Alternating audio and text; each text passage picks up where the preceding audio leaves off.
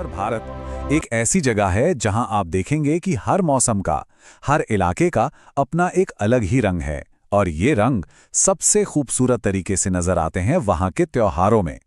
चलिए, आज की हमारी इस क्लास में हम इसी सांस्कृतिक खजाने को थोड़ा और करीब से जानते हैं। तो ये है हमारा आज का सफर। हम शुरुआत पहाड़ों से करेंगे, फिर मैदानों और रेगिस्तान तक जाएंगे और हर जगह के खास उत्सवों को समझेंगे। और हाँ, आखिर में एक छोटा सा क्विज भी रखा है। देखते हैं कि इस सफर से कितना कुछ याद रहता है। ठीक है, तो हमारा ये सफर शुरू होता है उत्तर के पहाड़ी राज्यों से। यहाँ की बर्फीली चोटियों और हरी भरी वादियों में जो त्योहार मनाए जाते हैं वो सीधे सीधे यहाँ के मौसम और प्रकृति से जुड़े हुए हैं। हमारी पहली मंजिलें हैं हिमाचल प्रदेश और उत्तराखंड। इन खूबसूरत पहाड़ी इलाकों की जो थोड़ी मुश्किल ज्योग्राफी है ना, वही यहाँ के त्योहारों को एक बहुत ही अनोखा, एक अलग ही कैरेक्टर देती है।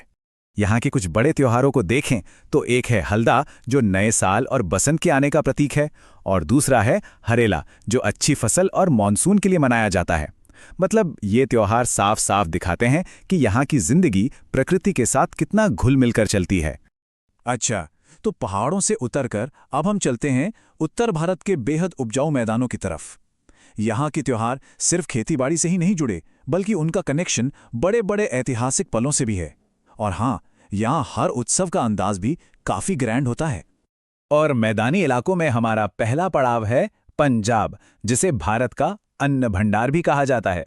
सच कहूं तो यहाँ की हवा में ही एक जश्न का, एक उत्सव का माहौल हमेशा घुला रहता है। पंजाब की बात हो और बैसाखी का जिक्र ना हो, ये तो हो ही नहीं सकता। पर ये सिर्फ रबी की फसल कटने का जश्न नहीं है, इसका एक बहुत बड़ा ऐतिहासिक महत्व भी है। बात है 1699 की, जब इसी दिन गुरु गोबिंद सिंह जी ने खालसा पंथ की स्थापना की थी। पंजाब से आगे बढ़कर अब हम पहुंच गए हैं उत्तर प्रदेश, जहां दुनिया का सबसे बड़ा धार्मिक समागम यानी कुंभ मेला आयोजित होता है। कुंभ मेला असल में एक बहुत बड़ा हिंदू तीर्थ है। माना जाता है कि इसकी शुरुआत राजा हर्षवर्धन ने की थी, और ये बारी बारी से देश के 4 अलग अलग पवित्र नदी तटों पर आयोजित किया जाता है। कुंभ का जो पूरा आयोजन है वो ग्रहों की चाल और ज्योतिष की गणना पर आधारित है।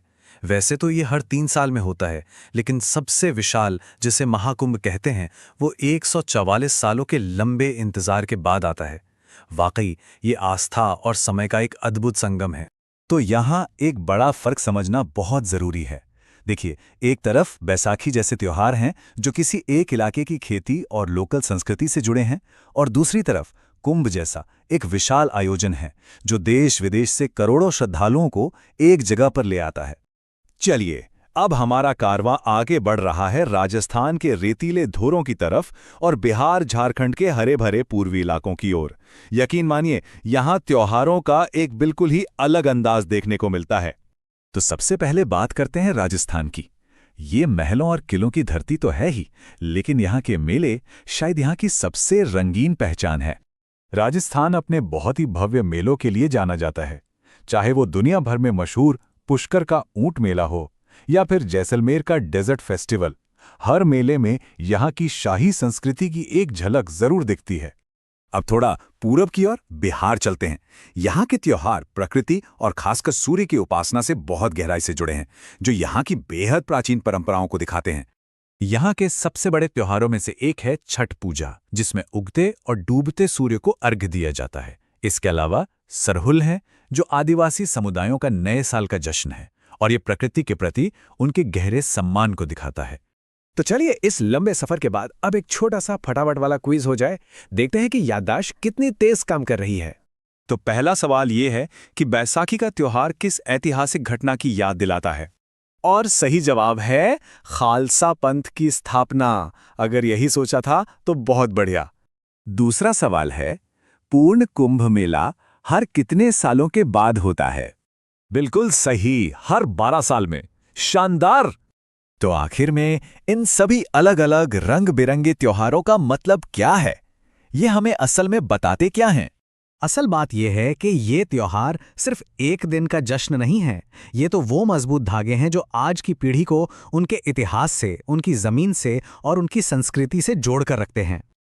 और ये हमें एक बहुत ही अहम सवाल पर लाकर छोड़ देता है कि आज की इस तेजी से बदलती दुनिया में ये प्राचीन परंपराएं हमारी पहचान को, हमारे समाज को कैसे आकार दे रही हैं। इस पर जरूर सोचिएगा। अगर आपको वीडियो पसंद आया तो कृपया लाइक करें, शेयर करें और चैनल को सब्सक्राइब करना न भूलें।